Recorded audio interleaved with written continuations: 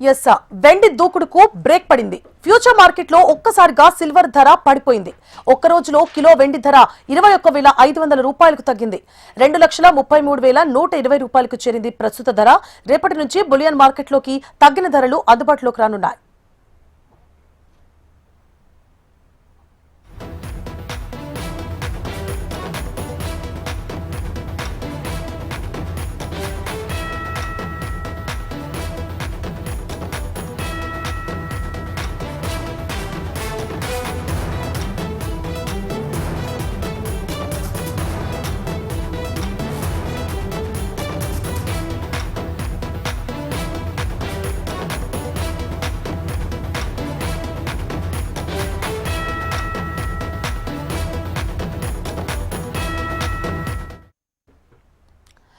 Yes వెండి దూకుడుకు break పడింది. Future market లో ఒక్కసారిగా సిల్వర్ ధర పడిపోయింది. ఒక్క రోజులో కిలో వెండి ధర 21,500 రూపాయలు తగ్గింది. 2,33,120 రూపాయలకు చేరుకుంది.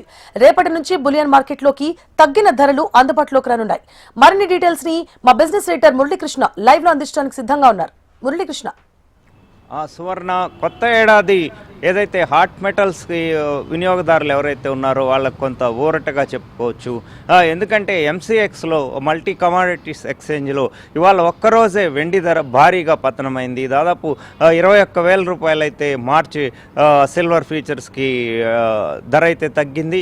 అయితే 2,33,000 దగ్గరకు వచ్చింది. దాదాపుగా ఆల్మోస్ట్ ఆల్ టైమ్ హైని చూసాం మనము. 2,50,000 అయితే దాటి దూసుకుపోయింది వెండి. అయితే ఆల్ టైమ్ హైకి చేరింది. దీంతో ఇన్వెస్టర్లు ప్రాఫిట్ బుకింగ్కి పాల్పడ్డారని చెప్పేసి కూడా నిపుణులు అంచనా వేస్తున్నారు. మరోవైపు ఏదైతే జియో పొలిటికల్ టెన్షన్స్ ఏవైతే ఉన్నాయో అవి కొంచెం తగ్గుముఖం పట్టినట్లు సంకేతాలు రావడంతో ఒక్కసారిగా సిల్వర్ని అమ్మేసినట్టుగా చెబుతున్నారు. దీంతో లాభాల స్వీకరణ జరిగి ఎంసీఎక్స్లో వెండి ధరలు అయితే ఆల్ టైమ్ హైకి చేరినవి కాస్త బగ్గుమన్నవి కాస్త దిగి వచ్చాయి. ఒక్క 20,000 రూపాయలు ఒక్క గంటలోనే తగ్గుముఖం పట్టడం అనేది ఒక రికార్డుగా చెప్పుకోవచ్చు. ఆల్ టైమ్ కనిష్టానికి మళ్ళా వెండి చేరుతుందా అనేది ఆసక్తికరంగా మారింది. ఎందుకంటే ఒకవైపు పారిశ్రామిక డిమాండ్ ఏదైతే ఇండస్ట్రియల్ డిమాండ్ ఊపందుకుంటుందని భావిస్తున్న తరుణంలో జియో పొలిటికల్ టెన్షన్స్ తగ్గుముఖం పట్టడం కావచ్చు, అట్లాగే లాభాల స్వీకరణ కావచ్చు. రీజన్ ఏదైనా మళ్ళీ హాట్ మెటల్స్ దిగు వస్తాయా, సాధారణ స్థితికి చేరుకుంటాయా అనే అంచనాలు కూడా ఊపందుకున్నాయి.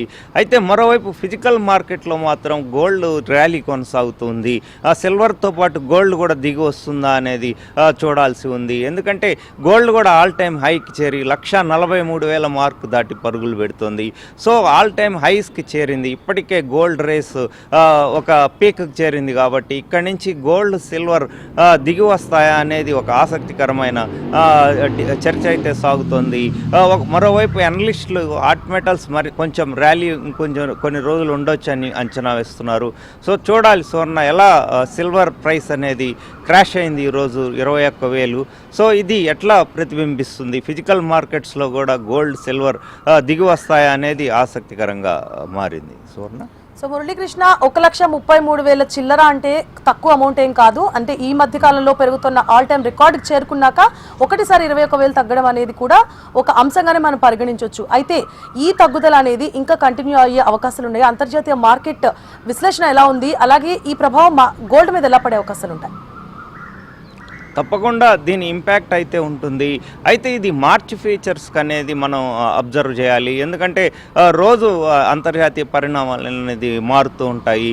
సో ఒక్కసారి మరికొన్ని పరిణామాలు కూడా మనం చూడాల్సి ఉంటుంది. అంతర్జాతీయ డెవలప్మెంట్స్ ఎలా టర్న్ తీసుకుంటాయి అనేది కూడా చూడాలి.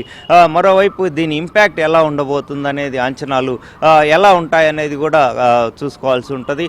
కాబట్టి ఒక్కసారిగా మనం ఇంకా క్రాష్ అవుతాయి, ఇదే కంటిన్యూ అవుతుందని కూడా చెప్పలేము.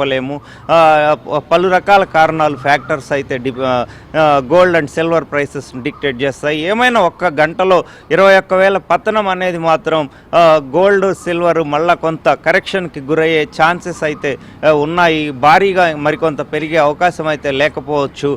కరెక్షన్కి కరెక్ట్ టైం ఇదే అని కూడా అంచనా వేస్తున్నారు. ఏదైనా దిగి వచ్చినప్పుడు బంగారం, వెండి కొంత మొత్తంలో కొనుగోలు చేసి వెళ్ళడం ఉత్తమం. అట్లాగే స్పెక్యులేషన్ వైపు మాత్రం వెళ్ళొద్దనేది బులియన్ నిపుణులు కావచ్చు, అట్లాగే ఆర్థిక విశ్లేషకులు సజెస్ట్ చేస్తున్నారు. సువర్ణ, సో ఇప్పుడు దిగిన ప్రైస్ ఏదైతే ఉందో అది బులియన్ మార్కెట్లో రేపటి నుంచి అమలవుతుంది అంటున్నారు. మరి మార్కెట్ మీద ఎలాంటి ప్రభావం చూపించే అవకాశాలు ఉంటాయి?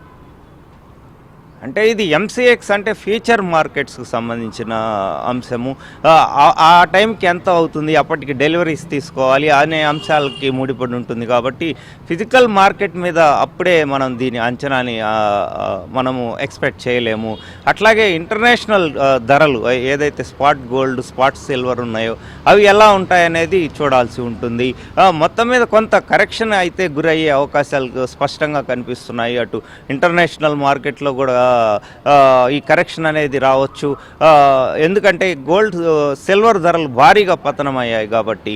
మరోవైపు జియో పొలిటికల్ టెన్షన్స్ ఏవైతే ఉన్నాయో, రాజకీయ భౌగోళిక ఉద్రిక్తతలు కొంత తగ్గుముఖం పట్టాయనే సంకేతాలు వస్తున్నాయి. దీన్ని బట్టి ఇంటర్నేషనల్ మార్కెట్లో కూడా గోల్డ్, సిల్వర్ రేట్స్ ఎఫెక్ట్ అయ్యే అవకాశం ఉంది.